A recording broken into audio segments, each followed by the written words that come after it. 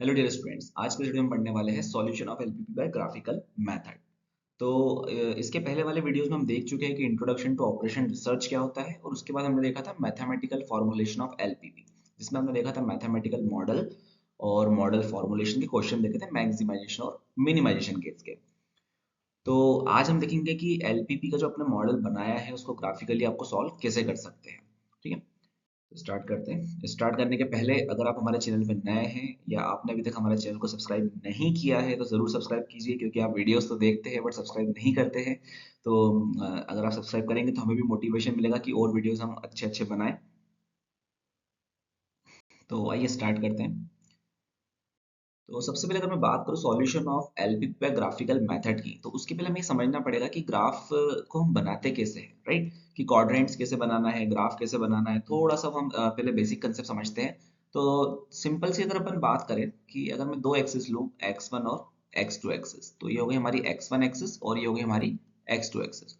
ये दोनों axis origin पे इंटरसेक्ट कर रही है जहाँ पे 0 पॉइंट मिलेगा। ओके, अब हमें क्या करना है यहाँ पे कि ये देखना है कि ये चार क्वाड्रेंट में डिवाइड कर रहा है एक्स वन एक्स टू जब इंटरसेक्ट हो रहे, तो फर्स्ट सेकंड थर्ड और फोर्थ क्वाड्रेंट।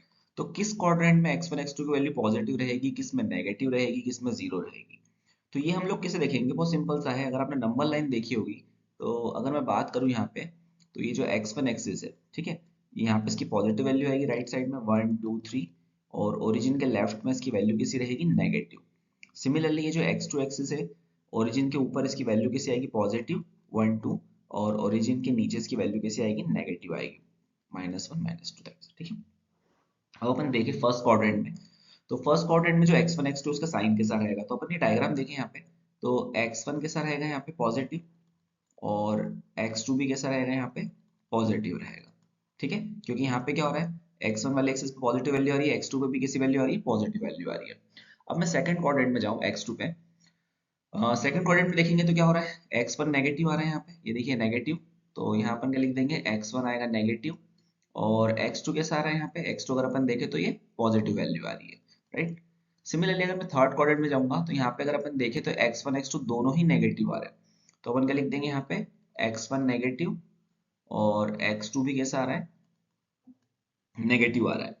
और फोर्थ क्वाड्रेंट में जब मैं जाऊंगा, तो x1 तो पॉजिटिव दिख रहा है, तो x1 तो हमने लिख दिया पॉजिटिव, और जो x2 है वो कैसा आ रहा है, यहाँ पे नेगेटिव आ रहा है, राइट?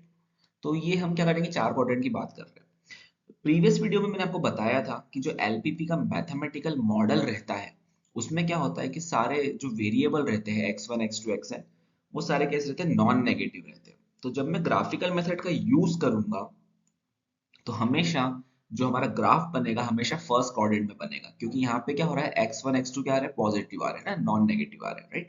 तो हमारा जो ग्राफ बनेगा हमेशा वो कहाँ बनेगा, फर्स्ट क्वाड्रेंट के अंदर बनेगा।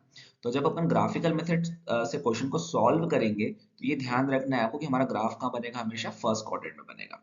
अब दूसरी चीज कि ग्राफिकल मेथड में अगर हम एक और बात समझे कि मुझे पॉइंट कैसे निकालने रहेंगे, जैसे मुझे तो मैथमेटिकल मॉडल दिया रहेगा, मुझे पॉइंट कैसे फाइंड आउट करने रहेंगे। ठीक है, तो पॉइंट फाइंड आउट करने के लिए अपन आर्बिटरी मन से वैल्यू रखते हैं, बट वो मन से वैल्यू नहीं रखते, उसका मैं आपको कंसेप्ट लॉजिक यहाँ समझा देता हूँ। जब अपन क्वेश्चंस करेंगे तो आपको क्लियरली समझ में आएगा। देखिए, जो x1 एक्सिस है, इस पे x2 की वैल्यू कितनी होती है, 0 होती है, और जो x2 एक्सिस है, इस पे x1 की वैल्यू कितनी होती है, 0 होती है। मतलब x2 एक्सिस पे x1 0 होता है, और x1 एक्सिस पे क्या होता है, x2 0 होता है। तो ये कंसेप्ट अपने को ध्यान रखना पड़ेगा। ठीक है, ये हम ध्यान रख के चलेंगे, और इसी से हम क्या करेंगे, जब हम लाइन को प्लॉट करेंगे, है ना, कंस्ट्रेंट्स को हम प्लॉट करेंगे, तो हम ये तरीके का यूज करेंगे कि x1 एक्सिस पे x2 0, x2 एक्सिस पे x1 0। ठीक है, तो अब आगे अपन बढ़ते हैं। ये ग्राफिकल मेथड का मैंने कंसेप्ट आपको थोड़ा सा सॉरी ग्राफ का थोड़ा कंसेप्ट बताया है आपको। अब हम नेक्स्ट आगे बढ़ते हैं कि सबसे पहले कि कब हम यूज करेंगे ग्राफिकल मेथड का। तो देखिए, बहुत सिंपल सा कंसेप्ट है। जब प्रॉब्लम में रहेंगे दो डिसीजन वेरिएबल, ठीक है, मतलब x1 और x2, तभी हम क्या करेंगे, ग्राफिकल मेथड का यूज करेंगे एलपीपी को सॉल्व करने के लिए। ठीक है, ये चीज आपको ध्यान रखना है कि ग्राफिकल मेथड कब यूज होगी, जब प्रॉब्लम में या हमारे मॉडल में केवल दो ही डिसीजन वेरिएबल रहेंगे। ऐसा क्यों है, क्योंकि आप इजीली ग्राफ उसमें बना सकते हैं, राइट? अब देखिए सबसे पहले इस पर अपन क्या करेंगे कि जो भी हमें कंस्ट्रेंट दिया रहेगा उसको अपन लिखेंगे इक्वेशन के फॉर्म में, जो हमारी पहली स्टेप है कि जो भी कंस्ट्रेंट आपको दिया रहेगा उसको इक्वेशन के फॉर्म में लिखना है। ठीक है, दैट इज रिप्लेस करना है इनइक्वालिटी साइन को हर कंस्ट्रेंट में बाय इक्वालिटी साइन। अब ये कैसे करेंगे, तो देखिए अपन एक सिंपल सा एग्जांपल लेके करते हैं यहाँ पे कि फॉर एग्जांपल अगर मैंने यहाँ पे कोई कंस्ट्रेंट ले लिया, जैसे लिया मैंने x1, अच्छा नहीं चल रहा है, हमने यहाँ कंस्टेंट ले लिया x1 plus 4x2 less than equals to 4। ठीक है, और सपोज कीजिए हमारा ऑब्जेक्टिव फंक्शन किस टाइप का, मैक्सिमाइजेशन टाइप का है। ठीक है, ऐसी सेकंड कंस्टेंट भी हमारे पास, मैं इसका वैल्यू नहीं बता रहा हूँ, और जो वेरिएबल्स है वो कैसे रहेंगे, फॉर एग्जांपल यहाँ पे नॉन नेगेटिव है। तो पहली स्टेप क्या बोल रही है लोग कि जो कंस्टेंट है उसको लिखना है आपको इक्वेशन के फॉर्म में। तो बस आपको क्या करना रहेगा, ये जो कंस्टेंट है x1 plus 4x2 equals to आप लिख देंगे 4। ओके, तो हर कंस्टेंट को अपन इक्वालिटी साइन से लिख देंगे। फिर क्या बोला है, if the inequality constant corresponding to that line is less than equals to, then the region below the line lying in the first quadrant is shaded. But shaded करने के पहले अपने को पॉइंट निकालने पड़ेंगे। तो पॉइंट कैसे निकालेंगे, बहुत ही सिंपल सा कंसेप्ट है कि आपको इस लाइन को प्लॉट करना है ग्राफ पे। तो हमने जो अभी कंसेप्ट पढ़ा था प्रीवियस स्लाइड पे, वही हम कंसेप्ट यहाँ अप्लाई करेंगे। देखिए मैंने लिख दिया यहाँ पे x1 x2। अभी मैंने आपको बताया था एक लाइन की इक्वेशन बन गई है ना, हमने क्या करा, कंस्टेंट को इक्वेशन के फॉर्म में लिख दिया। अब x2 अगर जीरो रहेगा, ठीक है, तो x2 कब जीरो रहेगा, जब हमारे पॉइंट जो लाइन है वो कहाँ पे एग्जिस्ट करेगी, x1 एक्सिस पे आएगी। तो x1 एक्सिस पे x2 जीरो रहेगा। तो अगर मैं यहाँ पे x2 की जगह जीरो रख दूंगा तो x1 कितना आ जाएगा, 4। तो हमारा एक पॉइंट क्या आ जाएगा, 4,0 आ जाएगा। ठीक है, वैसे ही अगर मैं x2 पे मुझे निकालना है इस लाइन के प्लॉटिंग पॉइंट, तो x1 जीरो रख देंगे, है ना, क्योंकि x2 एक्सिस पे क्या होता है, x1 जीरो होता है। तो x1 अगर मैंने जीरो रख दिया इस लाइन में तो 4x2 इक्वल्स टू 4 होगा। तो x2 कितना आ जाएगा, 1। तो हमारे दूसरे प्लॉटिंग पॉइंट क्या जाएंगे, 0,1। तो एक पॉइंट आ गया 4,0, दूसरा पॉइंट क्या आ गया अपना, 0,1 आ गया। अब हम लोग क्या करेंगे, इसको ग्राफ पे प्लॉट करेंगे। ठीक है, अब इसको जब मैं ग्राफ पे प्लॉट करूंगा, तो जब मैंने इसको ग्राफ पे प्लॉट करने गया, तो फॉर एग्जांपल कुछ ग्राफ हमारा इस टाइप से बन रहा है। मैं नंबर नहीं लिख रहा हूँ, कंसेप्ट है इसलिए। तो यहाँ पे x1 x2 है। अब जो हमारे पॉइंट है ना, तो हम यहाँ देख लेते हैं 0, 1, 2, 3 और 4, और इधर भी सेम ले लेते हैं हम 1, 2, 3 और 4। ठीक है, अब यहाँ पे क्या हो रहा है कि पहला पॉइंट था अपना 4,0, तो ये 4,0 x1 एक्सिस पे आएगा। और एक और था अपना 0,1, तो 0,1 आएगा x2 एक्सिस पे। तो हमने दोनों पॉइंट क्या कर लिए, यहाँ पे प्लॉट कर लिए और इन दोनों पॉइंट को स्ट्रेट लाइन से ज्वाइन कर दिया। ठीक है, अब क्या होगा, हमारा जो कंस्ट्रेंट था वो कैसा था, लेस देन टाइप का था। ठीक है, तो जो पॉइंट वो बोल रहे थे ना कि जो हमारा कंस्ट्रेंट था हमने कुछ इस टाइप से लिखा था, x1 plus 4x2 less than equals to 4। ये कंस्ट्रेंट का साइन कैसा था, लेस देन टाइप का था। अब ये लेस देन टाइप का रहेगा, तो इस कंस्ट्रेंट का जो फिजिबल एरिया या सॉल्यूशन स्पेस रहेगी वो क्या रहेगी, on and below the line रहेगी। मतलब इस लाइन तक और लाइन के नीचे का एरिया क्या रहेगा, फिजिबल रहेगा। ठीक है, सिमिलरली फॉर एग्जांपल अगर हमने एक और कंस्ट्रेंट प्लॉट कर दिया, है ना, इसको अपन मतलब मनसी में प्लॉट कर रहा पॉइंट, हमने एक और कंस्ट्रेंट प्लॉट कर दिया, ये हो गया मेरा सेकंड कंस्ट्रेंट। ठीक है, अब ये भी कंस्ट्रेंट कैसा, for example less than type का है। अभी अगर लेस देन टाइप का रहेगा तो इसका भी जो फिजिबल एरिया रहेगा वो कैसा रहेगा, on and below the line रहेगा। ठीक है, अब अगर मैं दोनों कंस्ट्रेंट का कॉमन एरिया देखूं, तो दोनों कंस्ट्रेंट का जो कॉमन एरिया है ये आ जाएगा यहाँ पे। ठीक है, ये दोनों कंस्ट्रेंट के लिए कॉमन रहेगा। क्लियर, तो ये हमारा फर्स्ट कंस्ट्रेंट था ब्लू लाइन, और ग्रीन लाइन क्या था, हमारा सेकंड कंस्ट्रेंट था, और दोनों का हमने कॉमन एरिया निकाल दिया। ठीक, तो अब हम क्या करेंगे कि आपको दिमाग ध्यान में क्या रखना है कि जो कॉमन रीजन रहेगा जो सभी कंस्ट्रेंट को सेटिस्फाइड करेगा उसको अपन क्या बोलेंगे, फिजिबल रीजन या सॉल्यूशन स्पेस। ठीक है, तो जो कॉमन एरिया रहेगा जो सारे कंस्ट्रेंट के पॉइंट्स को सेटिस्फाइड करेगा उसको हम लोग क्या बोलेंगे यहाँ पे, फिजिबल रीजन। तो हमारे केस में फिजिबल रीजन आ चुका है यहाँ पे, अगर हम एग्जांपल में देखें तो ये हमारा क्या हो जाएगा, फिजिबल रीजन, जो मैंने रेड कलर से इसको हाईलाइट किया है। ठीक है, अब हमें क्या करना रहेगा कि एलपीपी का जो भी ऑप्टिमल सॉल्यूशन एग्जिस्ट करता है वो फिजिबल रीजन के किसी एक कॉर्नर पॉइंट पे एग्जिस्ट करेगा। तो हमारे केस में फिजिबल रीजन के 4 कॉर्नर पॉइंट है, तो मैं इसको हाईलाइट करता हूँ, 1, 2, ये 3 और एक ये 4, है ना, ये 4 फिजिबल रीजन के हमारे कॉर्नर पॉइंट आ गए। तो इन कॉर्नर पॉइंट के हम कोऑर्डिनेट निकाल लेंगे, जैसे ओरिजिन पे 0, 0 हो जाएगा। ठीक है, फिर यहाँ पे क्या हो जाएगा, ये हो जाएगा 2,0। ठीक है, इसको मैं ए नाम दे देता हूँ, ये बी पॉइंट हमें निकालना पड़ेगा और सी पॉइंट ऑलरेडी 0,1 दे के रखा है, ठीक है। तो अब मुझे क्या करना रहेगा, यहाँ पे पॉइंट बी केवल निकालना है।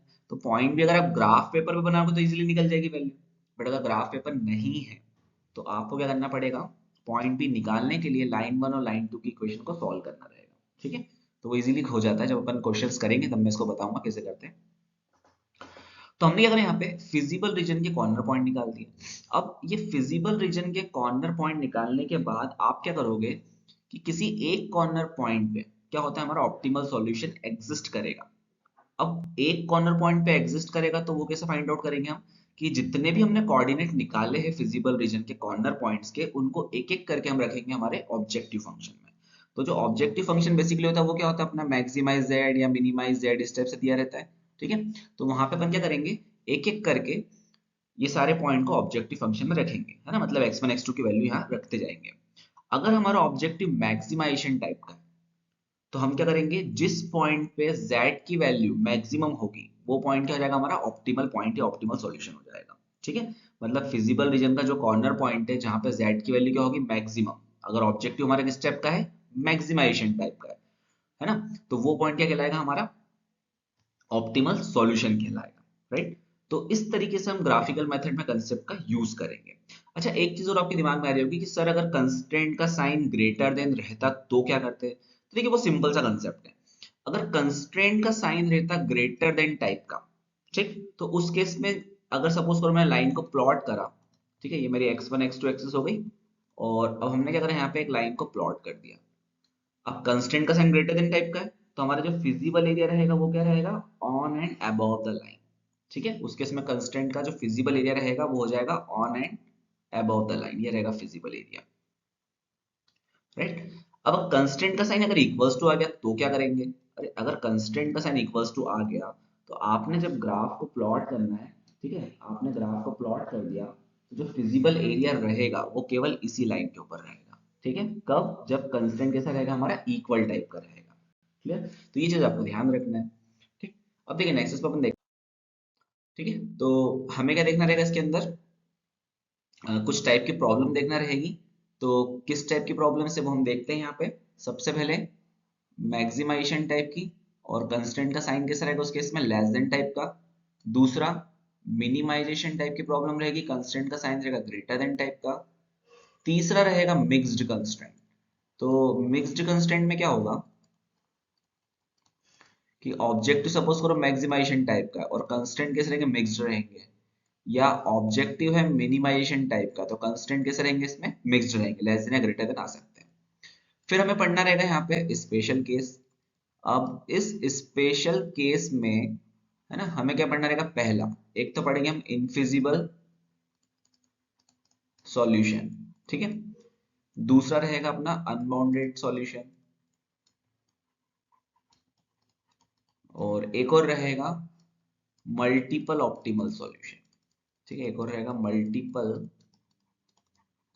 ऑप्टिमल सॉल्यूशन, ठीक है। तो इतने टाइप की प्रॉब्लम हमें कवर अप करना पड़ेगी ग्राफिकल मेथड। तो अगर ये वीडियो आपको अच्छा लगे तो चैनल को सब्सक्राइब कीजिए और वीडियो को शेयर करना ना भूलें।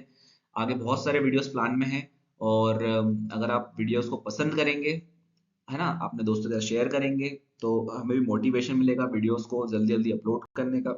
तो इसी के साथ हम वीडियो को यहाँ पे स्टॉप करते हैं। थैंक यू, गुड बाय, मिलते हैं नेक्स्ट लेक्चर में।